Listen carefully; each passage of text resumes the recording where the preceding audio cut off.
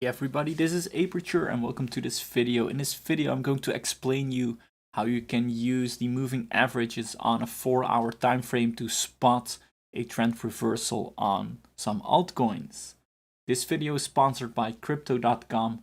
It's the only single exchange that allows you to trade in more than 200 pairs with up to 10x leverage, get access to more than 40 quarterly futures and perpetual contracts, and earn daily rewards on your balance with no lockup period.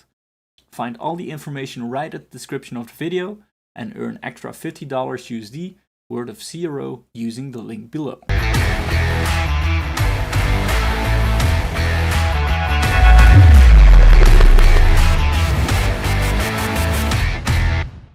So I want to show you an example of how you can trade altcoins or actually any assets in crypto on the 4-hour by just using some moving averages. So I'm going to hide this stochastic RSI.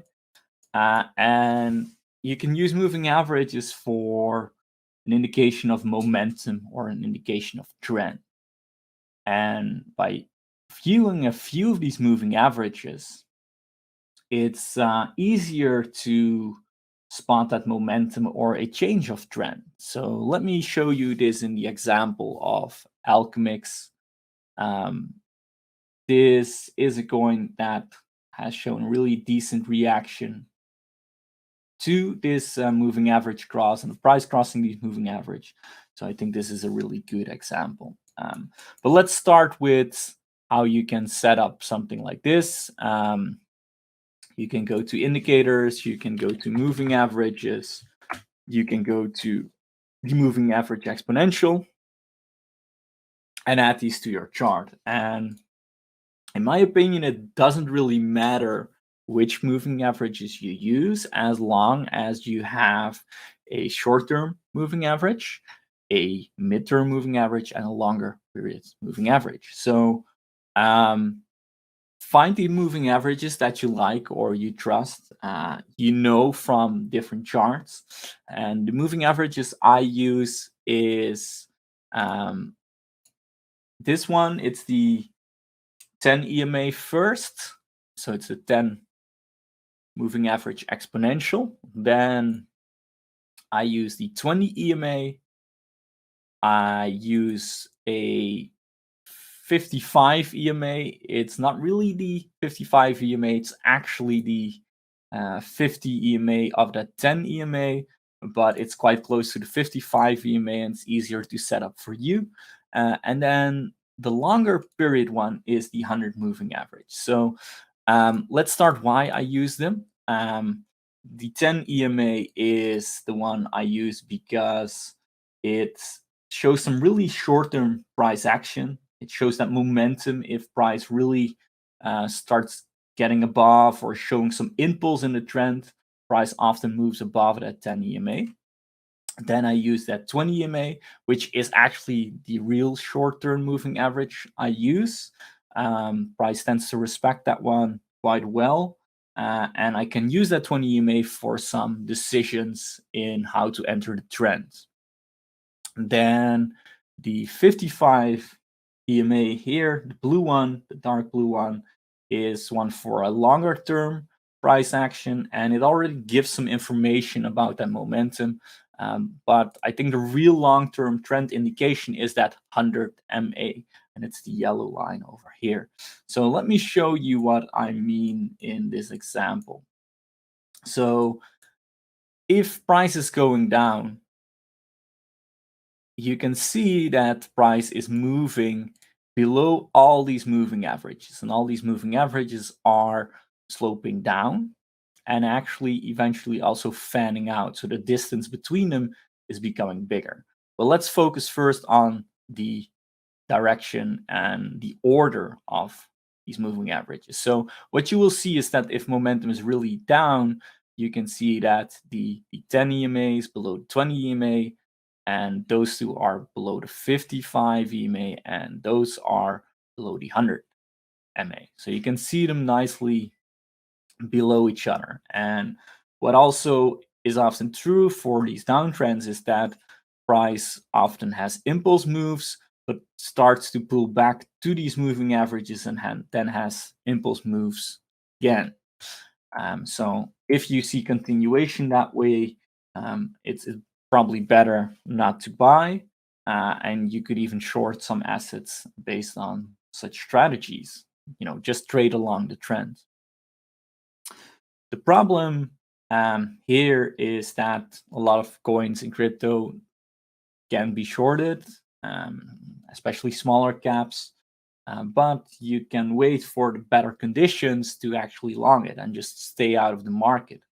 Identify these trends and then trade along the trend. If it's down, you don't want to long.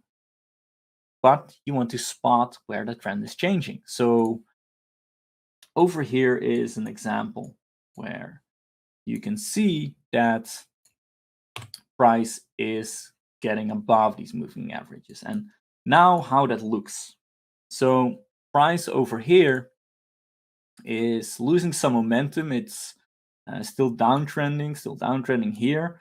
But eventually price starts to move up again and test these moving averages. So you can see that it doesn't really respect that 20 EMA anymore. It doesn't really respect that 55, and even eventually gets above that 100 moving average.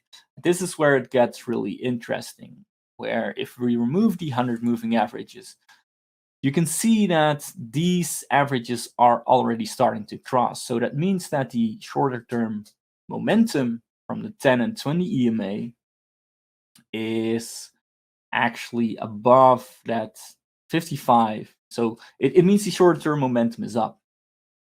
And if we add that 100 moving average, you can see that eventually that moving average breaks, and all these moving averages eventually are setting up to move forward, or actually to the upside. And they get pulled to the upside, of course, by the price action, but it shows that there is that change in momentum and a change in trend.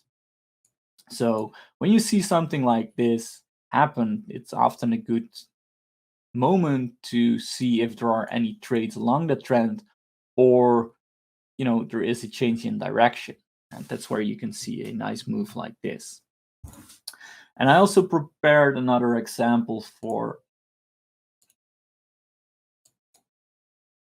this strategy, and it's from Luxo, where if we remove the drawings in the chart, you can see it quite well. And over here, you can see that it was rejecting all these moving averages, and eventually there was some reaction and price started to get above that 10 EMA, and you can see that price finds acceptance above it. And it can be noisy, as you can see, price is just moving around these moving averages, but look at how they start to form over here, where price starts to get bought up at these levels.